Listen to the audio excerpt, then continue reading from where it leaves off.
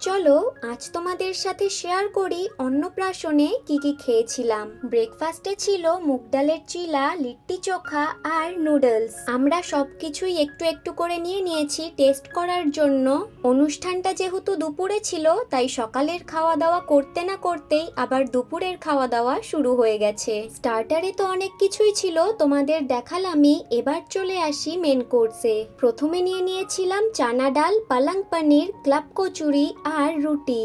Club কচুরিটার test just দারুণ ছিল।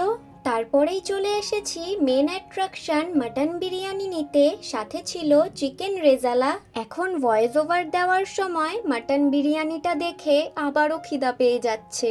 Main কোর্সে তো আরো কয়েকটা জিনিস ছিল, সে কটা স্কিপ করে চলে এসেছি ডেজার্টের সামনে। নিয়ে নিয়েছি নলেন গুড়ের রসগোল্লা, জিলাপি উইথ রাবড়ি আর গাজরের হালুয়া। Okay bye.